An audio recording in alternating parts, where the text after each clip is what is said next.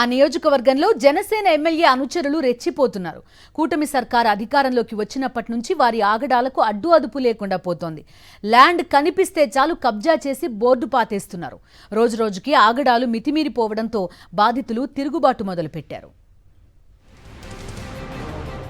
కాకినాడ జిల్లాలోని కాకినాడ రూరల్ నియోజకవర్గానికి ఎమ్మెల్యేగా జనసేన పార్టీకి చెందిన పంతం నానాజీ ప్రాతినిధ్యం వహిస్తున్నారు. ఇటీవల రంగరాయ మెడికల్ కాలేజీకి చెందిన ఓ డాక్టర్పై దౌర్జన్యానికి పాల్పడి వార్తల్లో నిలిచారు.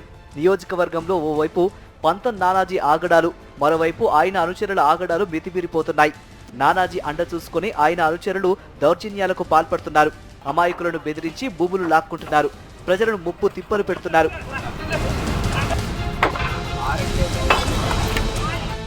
మాధవపట్నంకు చెందిన Johnson Kakinada rural Sarpavaram industrial ఏరియాలో 2008-2009లో 2 ప్లాట్లను కొనుగోలు చేశాడు.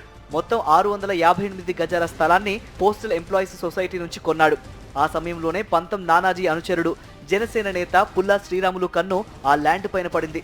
15 ఏళ్ల క్రితమే ఆ స్థలం తమదంటూ శ్రీరాములు వివాదం పెట్టుకోవడంతో జాన్సన్ కోర్టుకు వెళ్లాడు.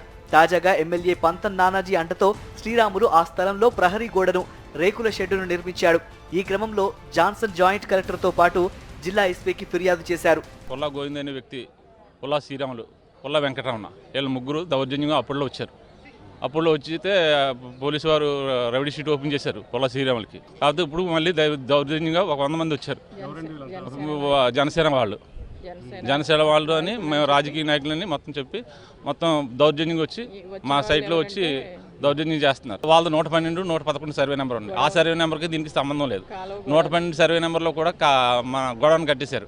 ఆ గొడవను కట్టేసింది కాకుండా మంద కూడా దెబ్బేద్దామని వస్తున్నారు. పంతం నానాజీ ఎమ్మెల్యేగా అంత అండ చూసుకునే మా మీద దౌర్జన్యంగా వస్తుంది జరిగింది. పుల్లా శ్రీరాములు అసలు సైటోడు కాదు అతను కూడా దందా కింద వచ్చాడండి. ఆ పక్క వాళ్ళు అయితే కుల్ల గోవింద్ అటండి. ఎప్పుడు సైట్లోకి వస్తూ ఉంటే మా వారు బెదిరించేవారు. ఇది నీకు అవసరం ఏంటి, నాది లేవుడ్ బిట్స్ అని రోజు తరకం ఉండేది. నేను కూడా సైట్లోకి వెళ్ళేదానండి. మొన్న లక్షవారం నేను ఇలా సైట్లో అడుగు పెడుతున్నాను.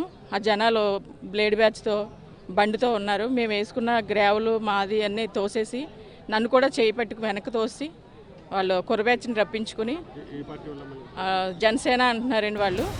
ఇటీవల జాన్సన్ తన అనుచరులతో వెళ్లి స్థలంలోని ప్రహరీ గోడను, రేకుల షెడ్ను తొలగించాడు.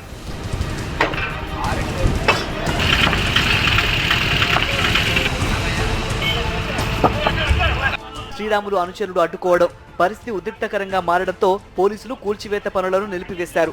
జాన్సన్ కుటుంబానికి బీసీ, శెట్టి బలిజ సంఘాల నాయకులు అండగా నిలిచారు.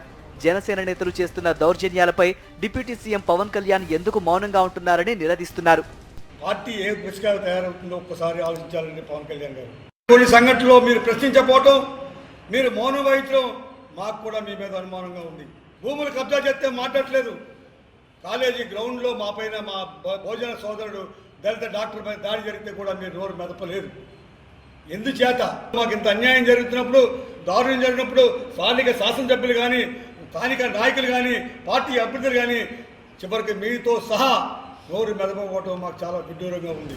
మొత్తానికి కాకినాడ రూరల్ నియోజకవర్గంలో జనసేన నేతల దౌర్జన్యాలపై ప్రజల్లో తీవ్ర చర్చ జరుగుతోంది. భూములు కబ్జాలు చేస్తూ ప్రజల్ని వేధించుకు తింటున్నారని విమర్శలు వెల్లువెత్తుతున్నాయి.